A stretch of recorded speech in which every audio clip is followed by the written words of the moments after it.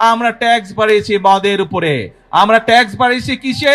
আমরা ট্যাক্স বাড়িয়েছি সিগারেটের উপরে, যা মানুষের জন্য ক্ষতিকারক। যেই বাজেটে মদের দাম বাড়ানো হয়, যেই বাজেটে সিগারেটের দাম বাড়ানো হয়, সেই বাজেটও বিরোধী দলের পছন্দ নয়।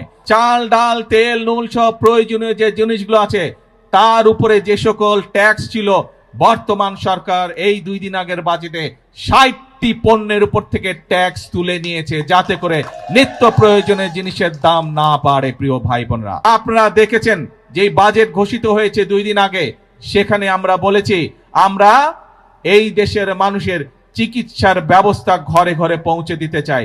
মানুষ যাতে চিকিৎসা সুবিধা পায়, মানুষ যাতে স্বল্প মূল্যে ওষুধ পেতে পারে, তার জন্য আমরা ব্যবস্থা গ্রহণ করছি। এবং সেই জন্যই অনেকগুলো চিকিৎসা ব্যবস্থার অনেকগুলোর উপরে আগের সরকারগুলো ট্যাক্স রেখে গিয়েছিল, ভ্যাট দিয়ে গিয়েছিল, আমরা সেই ট্যাক্স গুলো আমরা উঠিয়ে নিয়েছি। তার ফলে আগে একজন হার্টের রোগী সে যদি স্টেন্টিং করত, তাহলে তার যেখানে প্রায় 1.25 লক্ষ টাকার মতন খরচ হতো, সেই টাকা এই ট্যাক্স উঠায় নেবার পরে আগামী জুলাই মাস পর থেকে ইনশাআল্লাহ সেটি প্রায় অর্ধেকে নেমে আসবে। শুধু তাই নয়, অনেক মানুষ, বাংলাদেশের অনেক মানুষ কিডনি ডায়ালিসিস রোগী আছে, কিডনি ডায়ালিসিস করতে হয়, সেই ডায়ালিসিসের যে ওষুধ আসে সেটিরও ট্যাক্স তুলে নেওয়া হচ্ছে। তার ফলে এখন প্রায় 800 থেকে 8000 টাকা পর্যন্ত প্রত্যেকটি রোগীর, প্রত্যেকটি ডায়ালিসিসের ক্ষেত্রে খরচ কমে আসবে। প্রিয় ভাই বোনেরা, এই কাজগুলো করার উদ্দেশ্য এবং কাজগুলো করার লক্ষ্য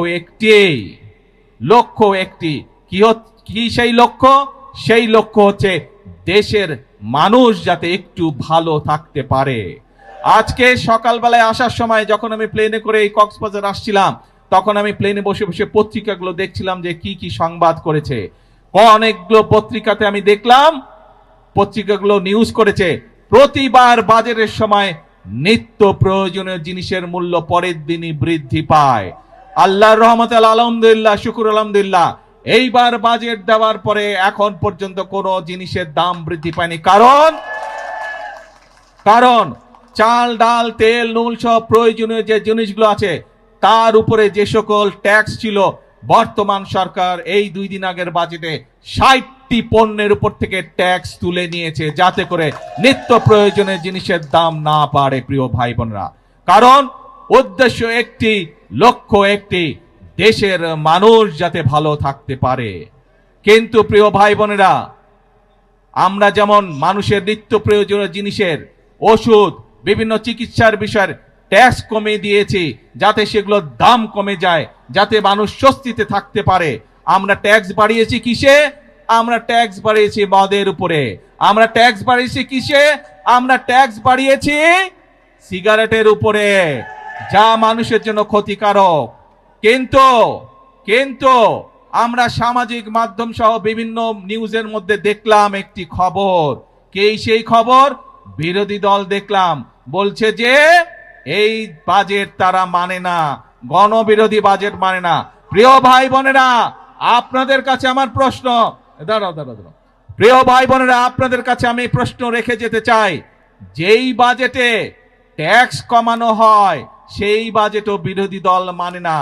যেই বাজেটে মদের দাম বাড়ানো হয়, যেই বাজেটে সিগারেটের দাম বাড়ানো হয়, সেই বাজেটও বিরোধী দলের পছন্দ নয়। তাহলে এবার বিরোধী দলের উদ্দেশ্য বুঝতে পেরেছেন, লক্ষ্য বুঝতে পেরেছেন? তাদের লক্ষ্য বা উদ্দেশ্য দেশের মানুষের পাশে দাঁড়ানো নয়, তাদের উদ্দেশ্য একটাই, তাদের লক্ষ্য একটাই, সেটা হচ্ছে দেশের মধ্যে একটি অস্থিতিশীলতা, অশান্তি তৈরি করা, মানুষকে বিভ্রান্ত করা।